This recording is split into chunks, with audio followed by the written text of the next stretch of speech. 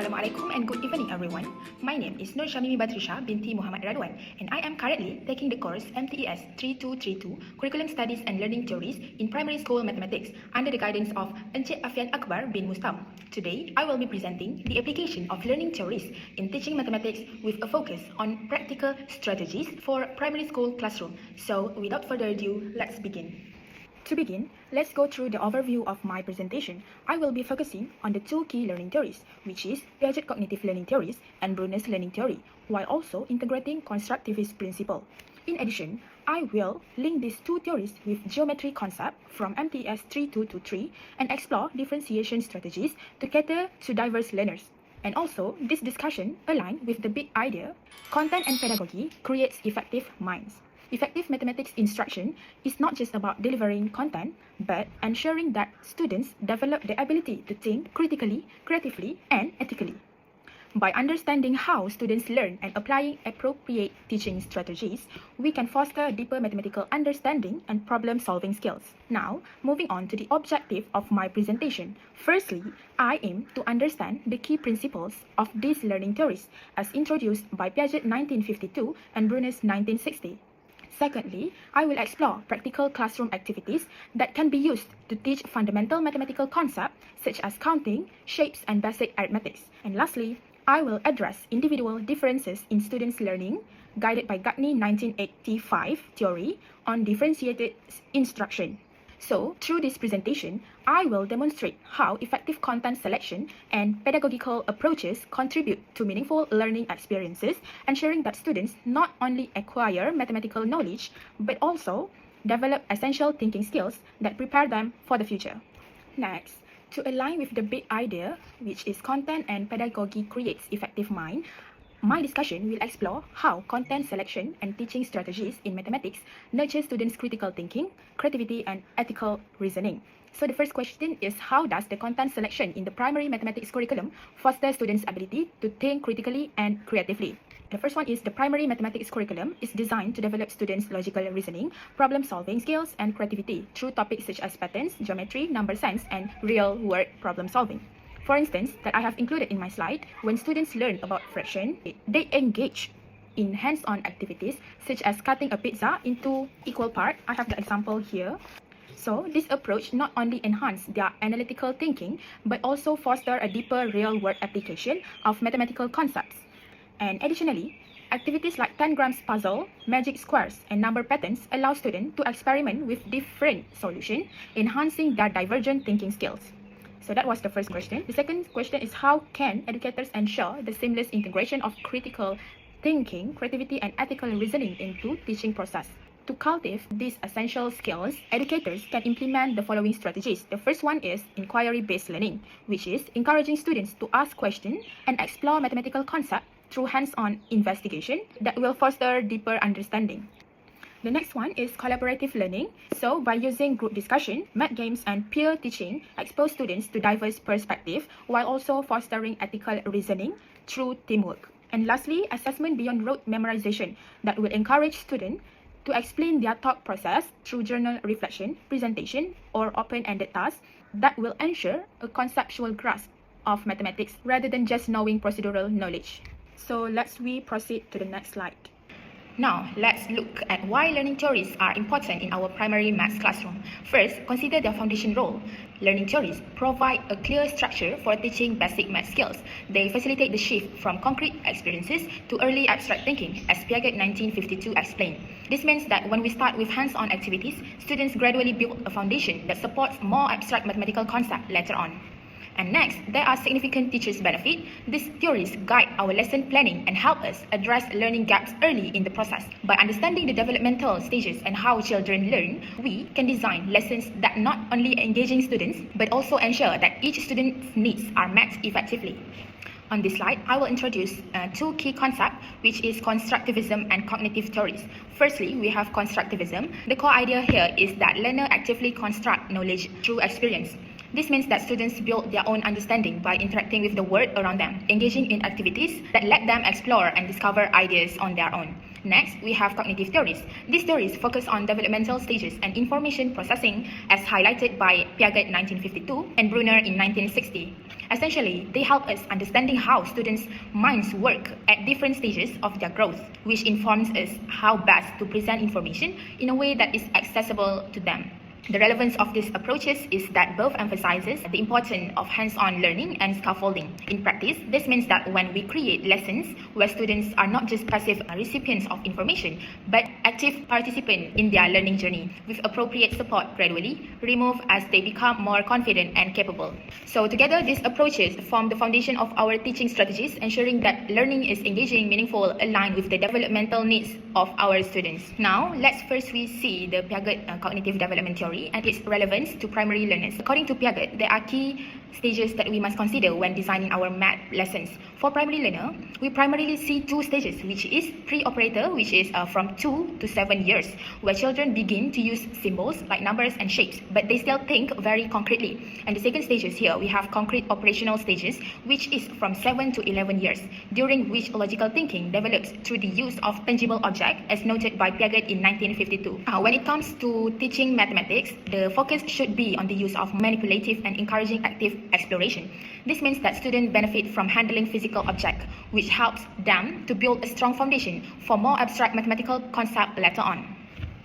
I will explain how Piaget theory informs our instructional strategies in the math classroom. Based on his ideas, there are two primary approaches we can use. First, we focus on concrete manipulative. Example 1 here we have is we use counting bars, block or bits to teach addition and subtraction. This hands-on activity helps students physically see the grouping and separation of objects, which reinforce the concept of basic arithmetic. And for example 2, we might employ sorting tasks where children group various shapes by size or color. This is not reinforces classification skills, but also builds an early understanding of geometric properties. And second, we have discovery learning. Example 3 here, we have engage students in activities using Play-Doh to form a number or shapes. By doing this approach, it will engage them to discover math properties on their own, allowing them to explore and internalize concepts through direct experience.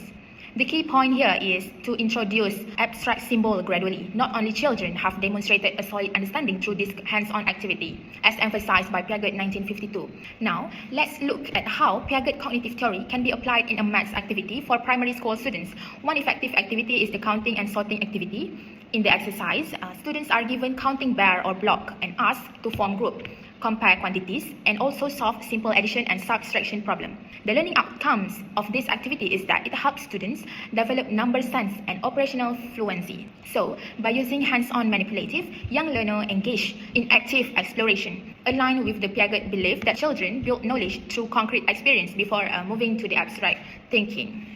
Now, let's explore a stage-specific activity. For this activity, we provide students with various shapes such as circles, squares, and triangles, and we ask them to sort these shapes based on different attributes like color, size, or number of sides. So the connection to geometry is crucial here. By engaging in tackling exploration, students develop an early understanding of geometric concepts, which lays the foundation for more complex spatial reasoning skills later on. Now, let's proceed to the second theory, which is Bruner's learning theory. So, Bruner's learning theory explains three modes of representation. The first one is inactive, which is learning by doing. Second one, we have iconic learning through images and models. And then we have symbolic, which is learning with written numbers and abstract symbols, which support the transition and concrete action to abstract reasoning in maths. Now, let's discuss how Bruner's learning theory influences maths instruction, particularly through scaffolding technique that guides students from concrete to abstract learning. One key approach is sequential learning, which follows Bruner's three modes of representation. Example 1, we have inactive mode, which is start with physical counting using fingers or counter to help students develop a hands-on understanding of numbers. And for example 2, introduce picture cards showing groups of objects like 4 apples or 5 oranges to help students make visual connection. For example 3, which is transition to abstraction, transition to writing numerals and forming simple equation after hands-on and visual learner, like 4 plus 1 is equal to 5, and this is we call as symbolic mode. So the key point here is that this structured progression from concrete abstract helps students solidify their understanding of mathematical concepts. By carefully scaffolding learning experiences, teachers can ensure a smoother transition for students,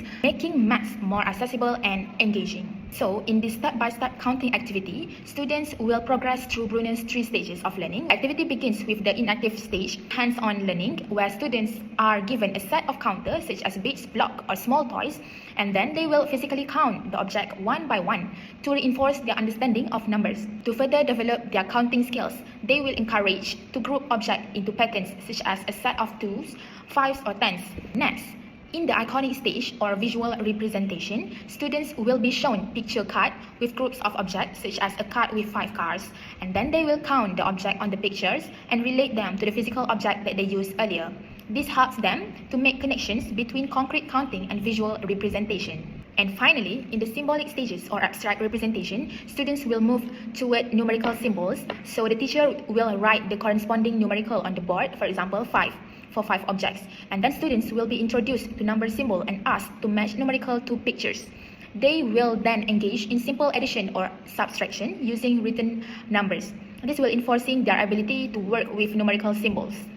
And for learning outcomes, this activity develops a clear progression from hands-on counting to visual and symbolic understanding. It enhances students' ability to relate physical objects to numbers and symbols while strengthening their conceptual understanding before introducing abstract maths operation. Now, let's explore constructivism in mathematics activities and how it supports students' learning. So, the principle of constructivism, firstly, it will emphasize that learner construct knowledge through active engagement and exploration rather than passive memorization. This approach encourages problem solving, inquiry-based learning, and collaboration, allowing students to develop a deeper understanding of mathematical concepts. A classroom example of constructivism learning is using hands-on group project, where students work together to explore and solve maths problems. For instance, in a lesson on fractions, students might use real-world objects like pizza slices or measuring cups to develop their understanding through experimental and discussion. So, by exploring constructivist strategies, teachers can make maths more engaging, meaningful, and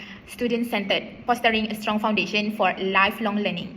So, to illustrate constructivist learning in mathematics, let's look at a practical activity example which involves problem solving and collaboration. One effective approach is organizing a maths scavenger hunt or a puzzle solving activity. In this activity, students work in small groups to solve a series of math-related challenges. For example, they might follow clues that require them to apply arithmetic, geometry, or logic to progress through the hunt. And the benefits of this approach are significant. It helps students develop critical thinking skills as they analyze problems and find solutions. Additionally, working in teams enhances cooperative learning, allowing students to communicate their ideas, justify their reasoning, and learn from one another. By incorporating collaborative, hands-on problem-solving activities, we can make mathematics more engaging and meaningful for primary school students. In any primary math classroom, students have diverse learning needs. These differences can include variation of attention span, motor skills, or primary exposure to math concepts.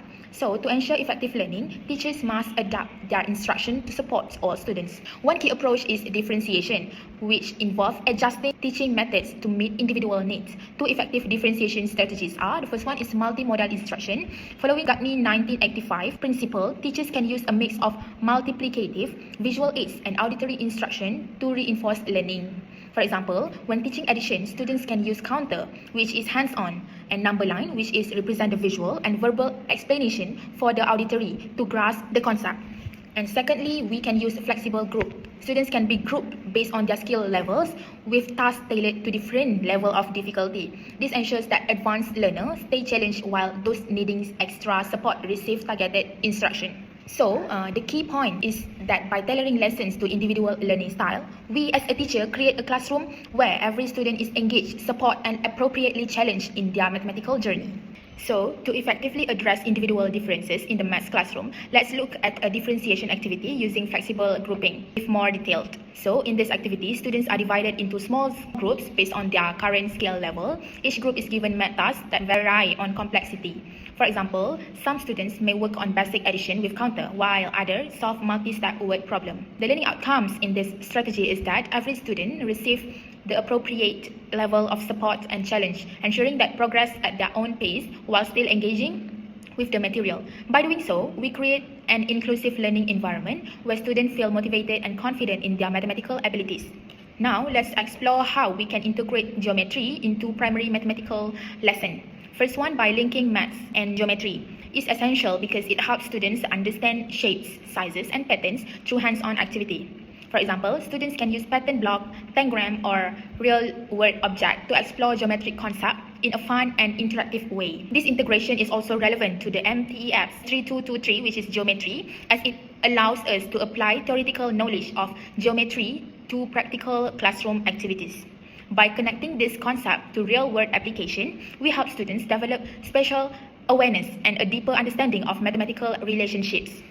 In this slide, we can see how we can implement these ideas in the classroom to make geometry engaging for young learners. Let's explore a hands-on activity, which is creating a collage of shapes. In this activity, students are given colored paper cut out of different geometric shapes, such as circles, triangles, squares, and also rectangles. Their task is to arrange these shapes into a creative collage, while also sorting and grouping them based on specific properties. For example, by the number of sides, color, or size. So, learning outcomes of this activity is that it reinforces recognition and classification of geometric shapes in an interactive and enjoyable way. By physically manipulating the shapes, students develop a stronger spatial understanding and become more comfortable with geometric concepts. Now, let's look at the role of technology and interactive tools in teaching mathematics. Integrating digital tools into math lessons can enhance learning experience for young students. Teachers can introduce age-appropriate math apps and interactive whiteboards to make lessons more engaging. Additionally, digital games can be used to reinforce essential skills such as counting, shape recognition, and problem solving in a fun and interactive way. There are several benefits to using technology in maths education. It increases student engagement, making learning more enjoyable and interactive. Moreover, digital tools provide instant feedback, allowing students to identify mistakes and improve their understanding in real time. To further illustrate the effectiveness of learning theories in teaching mathematics, let's see a real-world case study of primary classroom that successfully integrated these two theories. In this classroom, the teacher applied the key strategies such as the use of manipulative, flexible grouping, and technology to enhance student learning. Manipulatives like counting blocks and fraction tiles help students visualize mathematical concepts.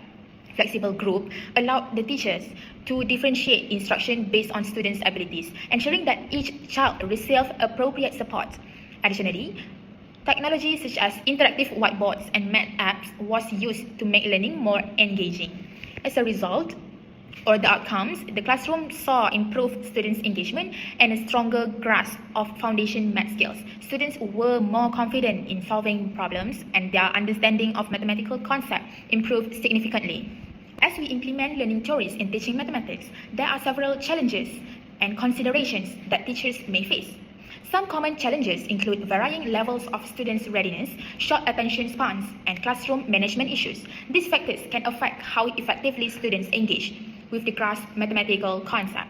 To overcome these challenges, teachers can apply several solutions. First, activity rotation. For example, by rotating among hands-on, visual, and auditory activities, teachers can maintain student interest and cater to different learning styles. And second, we have clear instruction. For example, like using simple, concise directions help students stay focused, and providing regular positive feedback can boost their confidence and motivation. And lastly, by regular assessment, such as continuous formative assessment, allow teachers to adapt learning pacing based on student progress, ensuring that all learners receive the support they need. This aligns with Gagny 1985 emphasized on differentiated instruction. By addressing these challenges effectively, teachers can create an engaging and supportive learning environment. As an educator, it is important to reflect on our teaching practices to ensure continuous improvement. Teacher reflection and self-assessment help us evaluate the effectiveness of our instructional strategies. To guide this reflection, teachers can consider key questions such as: what activities engage students the most? Which strategies need adjustment to better support diverse learning? In addition, using self-assessment tools can provide valuable insight.